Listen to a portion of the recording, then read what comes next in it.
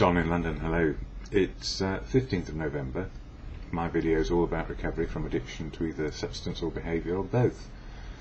My addictive substance, alcohol, my behaviour, equally addictive around people, places and things. Wanting to be in the right place with the right people, doing the right things with the right things. A great consumer of life.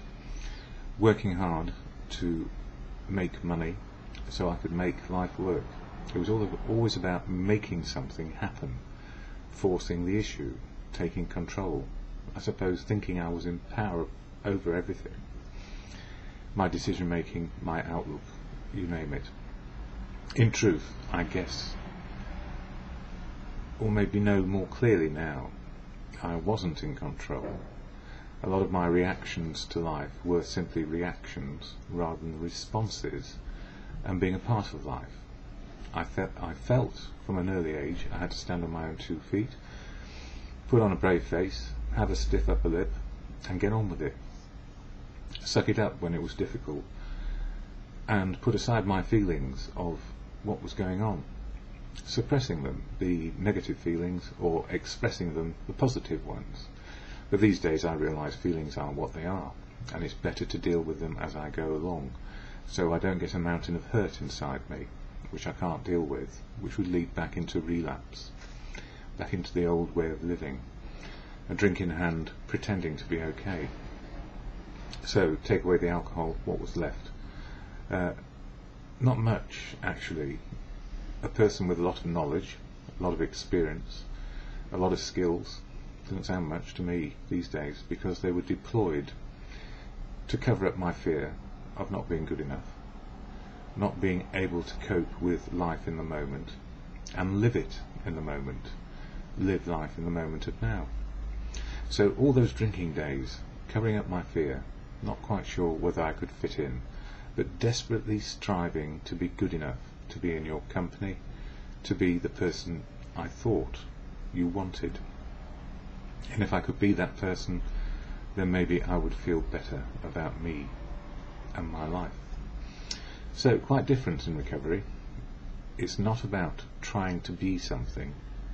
It's simply about being me on a daily basis. Whoever I am becoming, I will know more about it by the end of the day, and I need not worry about what I think I ought to be these days. I can just be me, learning how I fit with life. So a huge change in the way I live. It's not all about me. It's about how I fit in, am useful, living the truth of my situation and the situation around me, expressing my feelings as they happen, rather than storing them up for future reference, with a bottle in hand, a mountain of hurt, and not sure what to do about it. So I'm grateful to be alive today, know how am I feeling, and the last 24 hours, or in fact the last few days, has been reasonably good. In fact, some parts have been wonderful. And sometimes I'll remember to turn off all my electronic devices before I start doing these videos, so just give me a moment. Put this to silent. I discovered the installation of an entry phone system by my landlord for everybody in my block. Has left me with a new entry phone which doesn't work, so I'm expecting a call, hopefully from the people who can put it right. It's not really a repair, because it's never worked. So hopefully I just get put on the grid. And I guess in a funny sort of way, taking the alcohol out of me has put me back on the grid of living, rather than being one of the living, walking dead. But somehow all that experience back then, knowledge, skills, all the things I learned, all the experiences of life, have made it possible to be sober today, not drinking one day at a time. So a big turnaround in me and my life. And if you ask me, how did I do this? How did this miracle happen? What was my part in it? Well, I think the first part for me in this whole new way of life was learning how to listen. Listen to the advice and wisdom of those who either have been through the horror of addiction to alcohol or any substance or any behaviour.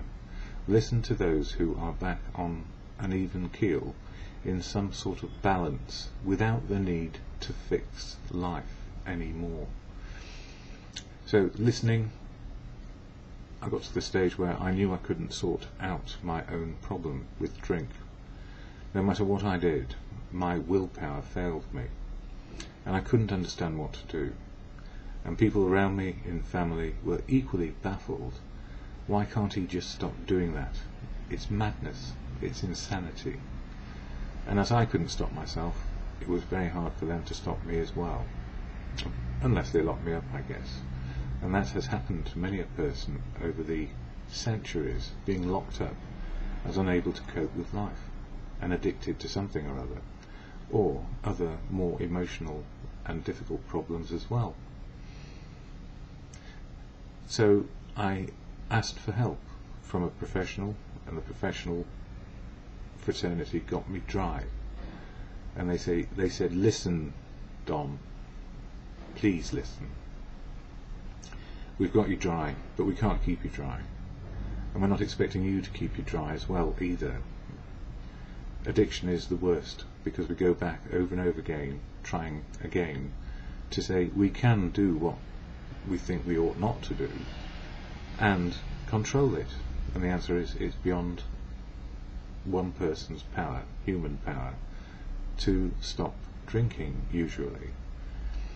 A few people do achieve it and live life as they see fit, but I couldn't do it on my own. So the professional said, why not try the best support system we know about, and that's fellowship, because they are available 24/7 pretty much. Get enough telephone numbers and contacts and make friends, and you will have a community where somebody may be awake some time of day when you need help. And that fellowship is Alcoholics Anonymous. It's as good as the people in it you encounter on a day-by-day basis. So every single day the fellowship of AA is changing. New people come in, some people go out and try again on the journey of alcohol. Some people stay around and stick with it, one day at a time. And that's the key. It's a one day at a time program. It's not a lifetime program. It only works for today. And the Fellowship of AA, well, unique, authentic people on their own path, their own journey of life, who help each other. They have that one similarity, or this one similarity, a desire not to drink on a daily basis. Apart from that, there may be no similarities. From all walks of life, all religions, all connections you can imagine that any human being may have in their family, community and society.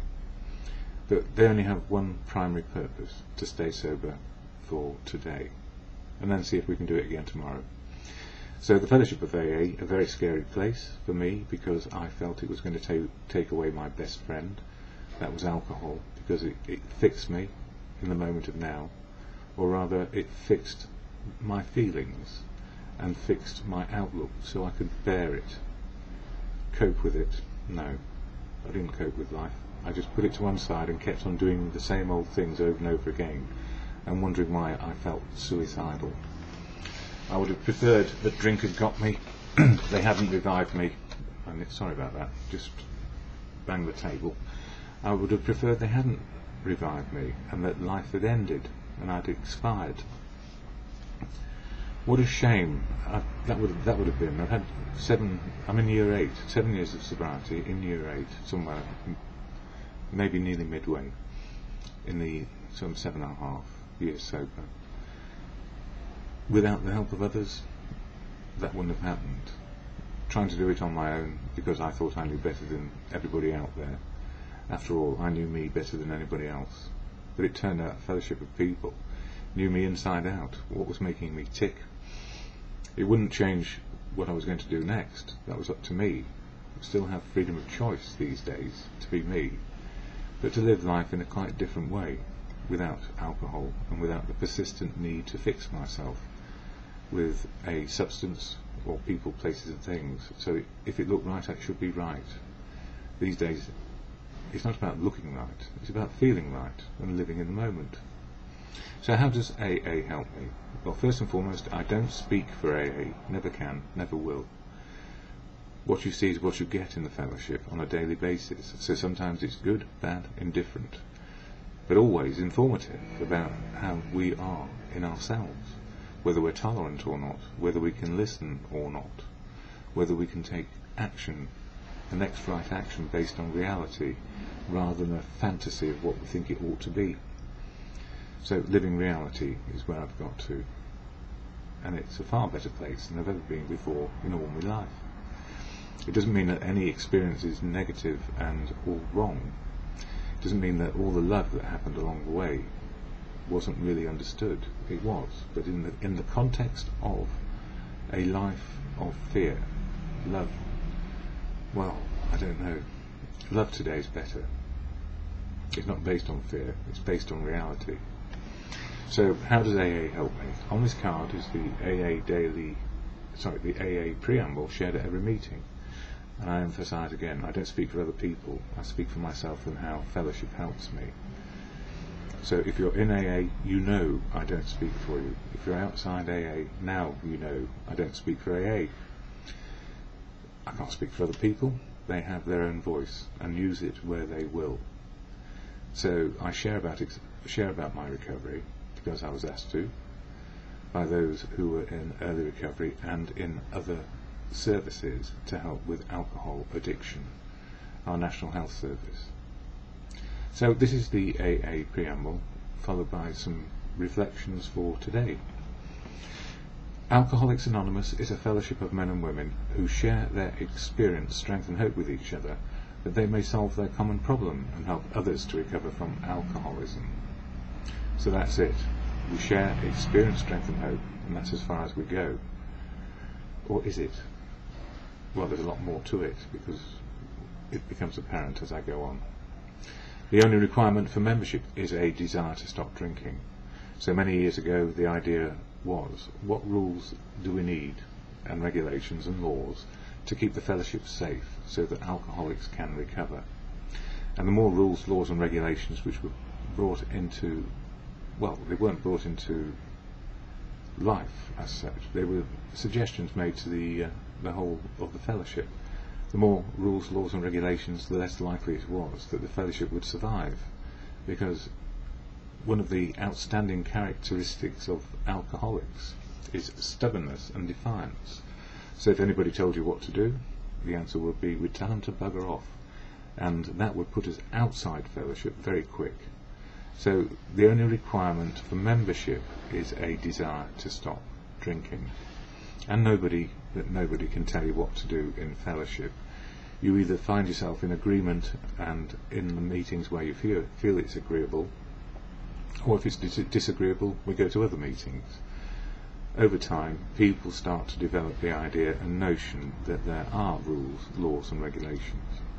In fact, there are personal ways forward, a personal code of conduct that you will develop for yourself. And when people either don't live up to it or exceed it, it can make you exceedingly resentful, because they won't do what you want them to do. After all, why on earth should anyone follow another person's path? Unless it's about sobriety. So that's the similarity. And there is a phrase, or a sentence, rarely have we seen a person fail who has thoroughly followed our path. That is the 12-step program and the fellowship program of 12 steps. It's not thoroughly followed our path of our own personal conduct, rules, laws and regulations. That's not how it works. But some people feel it is, because it's working for them. And that can make people unbalanced. So a desire to stop drinking is as far as you need go in accepting or understanding you can be a part of something. Obviously, people will want to share and say, follow my path and you'll be okay. You don't have to. You might do it because it works, but I wouldn't suggest that for a moment. Look for the similarities and not the differences. It's the key. So if there are no rules, laws or regulations which bind you, you can't get into a bind about whether you're coming or going. It's up to you. If you have a desire to stop, stick around. There are no rules, sorry, I've said that. There are no dues or fees for AA membership. So if you haven't got any money, don't worry. Nobody's going to give you any money, but you don't have to contribute in that way.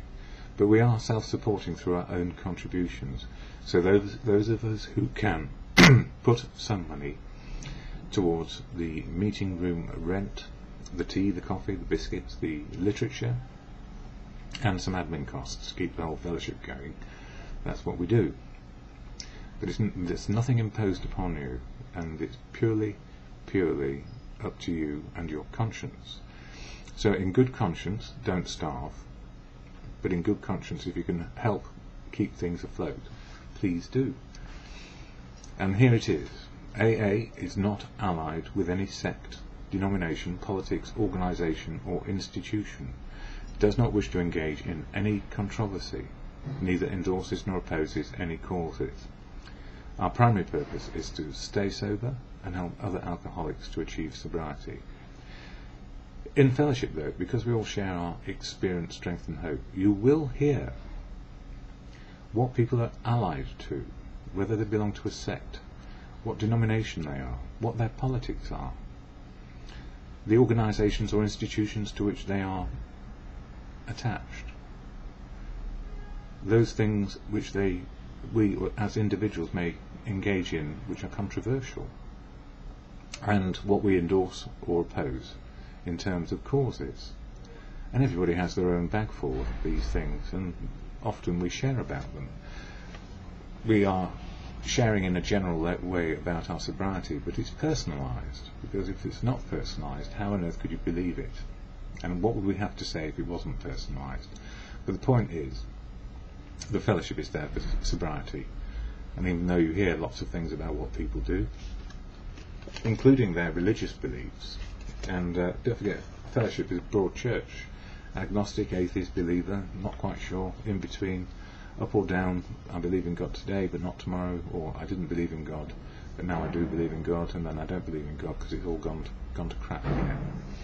We are human beings experiencing a human existence, so from moment to moment the pressure is on in different ways, and so our affiliations and alliances will change from day to day.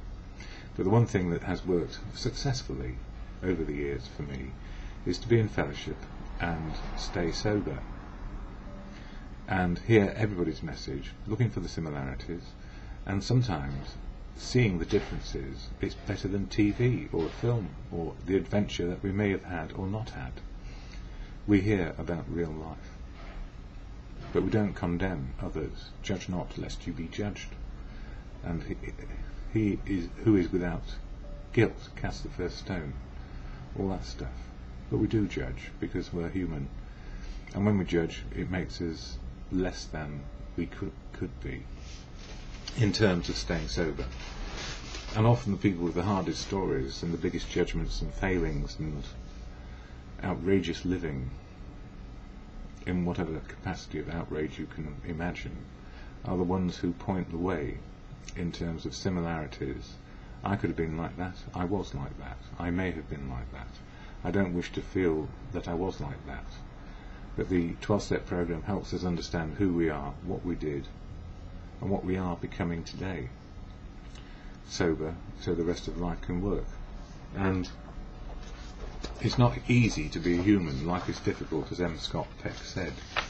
And on his obituary in the Daily Telegraph in London, M. Scott Peck, the chain-smoking, gin-sodden philanderer, has died today. He wrote the book Road Less Travelled, in which the first sentence is, life is difficult. And then the rest of the book goes on to explain, if we accept life is difficult, if we accept that life is difficult, it stops being an issue and we can get on with living life. But that's very simplistic, but it's very true. If it's an issue, it becomes big. If it's just difficult and we accept it as difficult, then we can get on with the nuts and bolts of life today. I do believe. That's one of my belief statements for today. It may change tomorrow, depending on what's going on. So, sober life is free, flexible, onward going, lived in the moment, rather than building mountainfuls of crap to deal with. So today's AA, Alcoholics Anonymous Daily Reflection is this. vital sustenance. Those of us who have come to make regular use of prayer would no more do without it than we would refuse air, food or sunshine. And for the same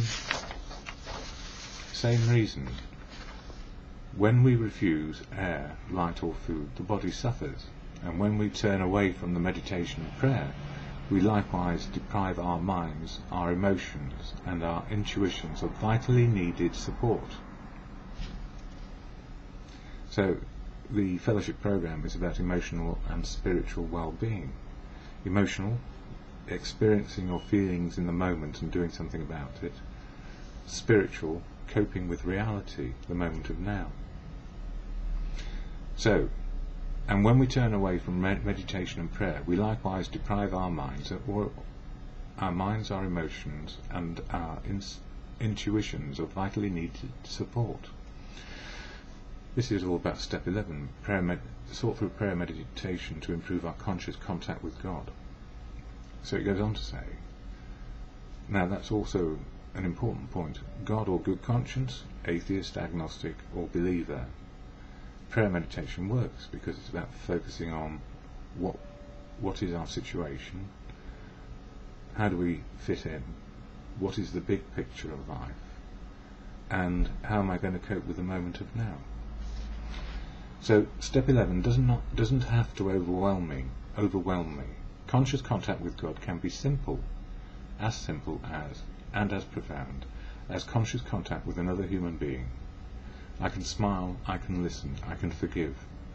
Every encounter with another is an opportunity for prayer, for acknowledging God's presence within me and them. Today I can bring myself a little closer to my higher power. The more I choose to seek the beauty of God's work in other people, the more certain of His presence I will become.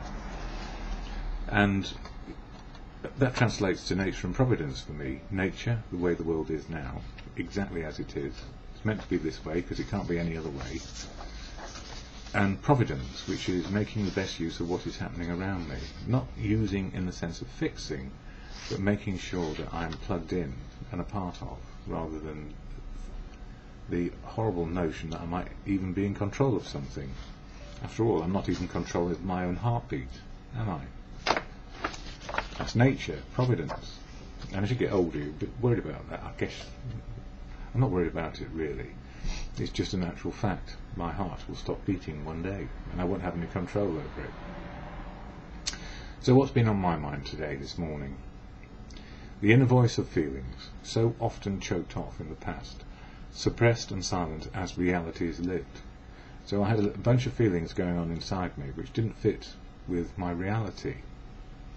In other words, often when I didn't like things, I'd suck it up, hide. The phrase suck it up, dealing with our feelings in silence and soldiering on, pretending to be okay. Today I may be hurt and I will not show it, is a phrase from the Just for Today card. But putting our feelings to one side and thinking we will deal with them later is often the reason we took a fix or drink or something to get over them. So go home, those bastards at work, that journey back to home. Why did that person in the supermarket or the market treat me that way? And we sit and fume at home, and then a drink seems like a good idea, or at least it used to be. These days I'm just polite. Let life happen. And I don't get overwhelmed by all these things, but occasionally people do anger me. And so putting our feelings to one side and thinking we will deal with them later is often the reason we took a drink or something to get over them. Feelings always inform us about now, what to do and how we are thinking about the next action. In step 4, the life story, dealing with the mountain of hurts and steps, the mountain of hurts of the past. Once we've done our life story and understood why we got angry and hurt a lot, and what actually worked as well, we start to understand we don't need to suppress, put it to one side and build another mountain. So, and the steps 10, taking a personal inventory on a daily basis, or a spot check inventory, what's working right now, and step 11, prayer meditation, these maintenance steps of our spiritual condition No mountain of hurt living in the moment of now. So if I deal with things in the moment, that felt hurtful, I don't know what to do about it. It's something you can say quite quickly. And if somebody says suck it up, you can tell her fuck off, because you don't have to suck it up. You don't have to be in their company just because they don't want to deal with your feelings. You're dealing with your feelings by saying, ouch, that's hurtful. And it's out there, and it's truth, and you don't have to fear it. But if somebody tells you to suck it up, well, who wants to be in the company of people who tell you to suck it up? It's about putting on a brave face and hiding from the truth. So other people who are, whatever they're doing, are not actually dealing with life. Just an observation by me. Nothing to do with fellowship. What I share here is my stuff, nobody else's stuff. Although the daily reflection kicks it off for me. Or something we say in fellowship which doesn't actually prevail these days in a new world where feelings are okay, apparently. A rush to judgment can rebound as old thinking and actions put us at war with ourselves and our fellows.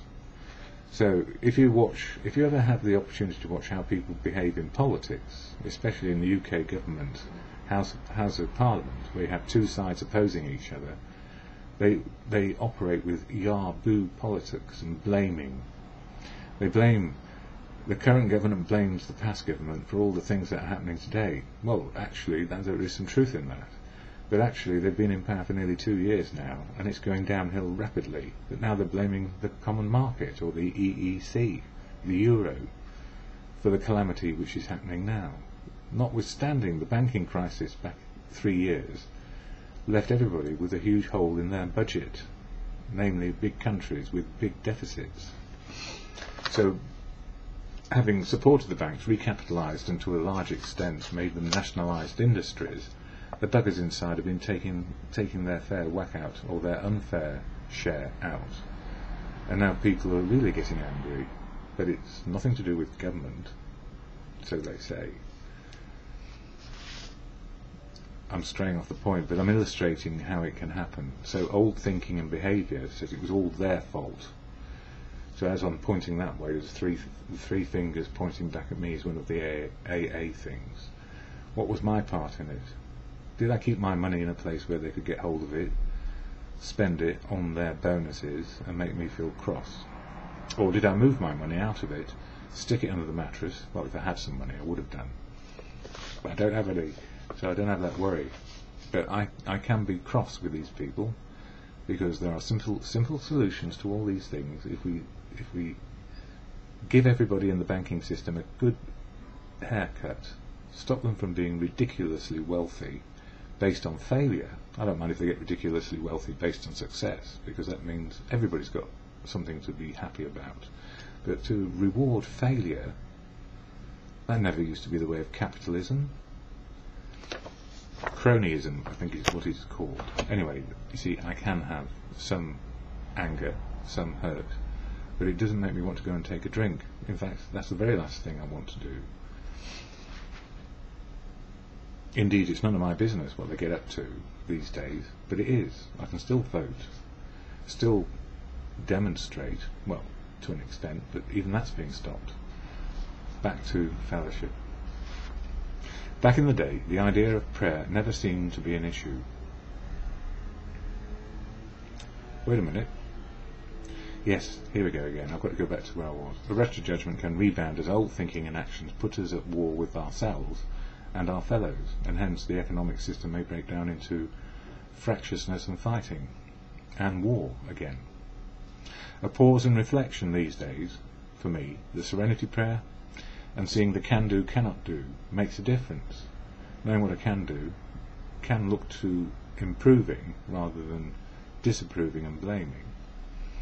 And cannot do, I can't make it right by imposing things on other people.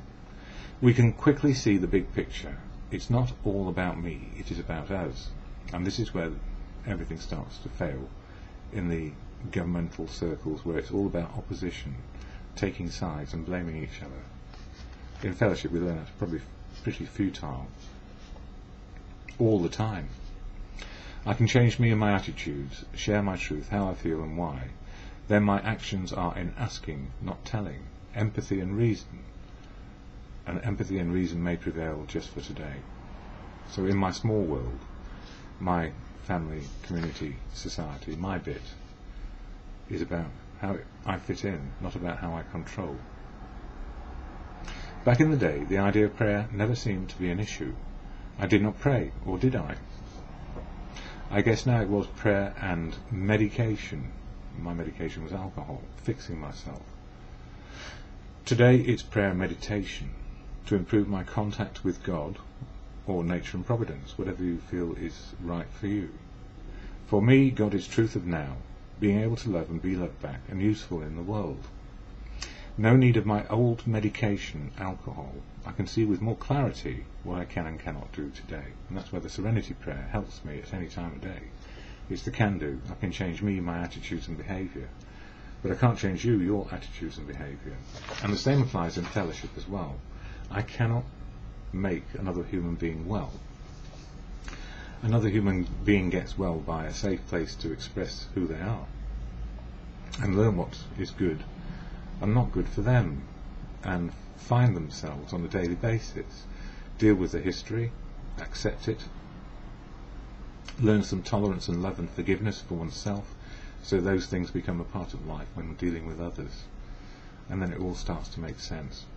It only makes sense for one day, and in the day when it doesn't make sense, that Serenity Prayer helps me beyond any measure I thought it could, because it's not about me anymore.